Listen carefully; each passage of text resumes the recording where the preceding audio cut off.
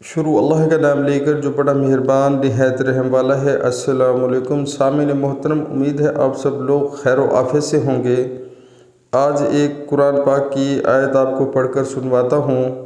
زنا کے قریب نہ جاؤ، بے شک وہ بے حیائی اور بری راہ ہے۔ سبحان اللہ۔ پیارے مسلمانوں، اس آیت میں اللہ تعالی ہمیں صاف بتا رہے ہیں کہ جو ہماری دنیا کی زندگی ہے اس میں زنا جو ہے وہ حرام ہے۔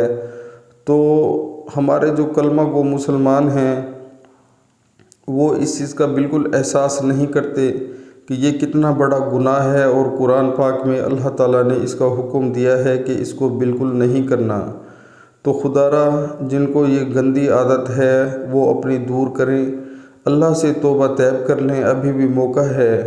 بعد میں اگر ہم ایسے افعال کرتے رہیں گے، ایسے اعمال کرتے رہیں گے اور ہماری جو ہے وہ روح قبض اگر ہو جائے، یعنی کہ اللہ تعالیٰ حکم بھیج دے کہ اس بندے کو جو ہے وہ میرے پاس لے آؤ، یعنی کہ اس کی روح قبض کر لو، اگر اللہ تعالیٰ فرشتوں کو حکم دے دے تو تب آپ سوچیں کہ اس بندے کا کیا حال ہوگا۔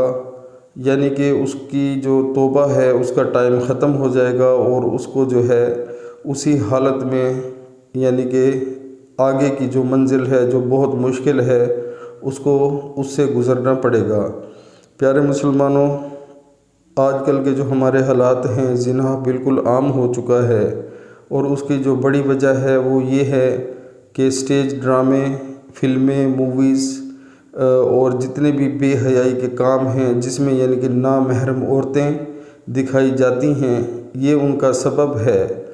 تو میری ریکویسٹ ہے ان مسلمانوں سے کہ چلو جو بنا رہے ہیں ان کو تو کوئی نہیں روک سکتا، لیکن جو دیکھنے والے ہیں اگر وہ نہ دیکھیں تو انشاءاللہ وہ ناکام ہوں گے، اور ہم جو ہے وہ کامیاب ہو جائیں گے، ہماری نظر کی خیانت نہیں ہوگی۔ تو خدا را اس چیز کا خیال کریں، زنا کے قریب بالکل نہ جائیں۔ جب ہم غلط چیزیں دیکھیں گے، نامحرم عورتیں دیکھیں گے تو ہمارا نفس جو ہے وہ ہمیں مجبور کرے گا کہ ہم جو ہے غلط کام کریں۔ تو پیارے مسلمانوں، اس چیز کا خیال کریں۔ دنیا کی زندگی عارضی ہے اور آخرت کی زندگی ہمیشہ رہنے والی ہے، اس کے بارے میں سوچیں۔ اور زنا کا جو ہے وہ صاف اللہ تعالیٰ نے قرآن پاک میں حکم دیا ہے کہ یہ جو ہے بے حیائی اور بری راہ ہے، غلط رستہ ہے۔ تو انشاءاللہ اللہ تعالیٰ جو بھی بھائی بہن یہ ویڈیو دیکھ رہے ہیں، اللہ تعالیٰ ان کو ہدایت عطا فرمائے۔ آمین۔ السلام علیکم۔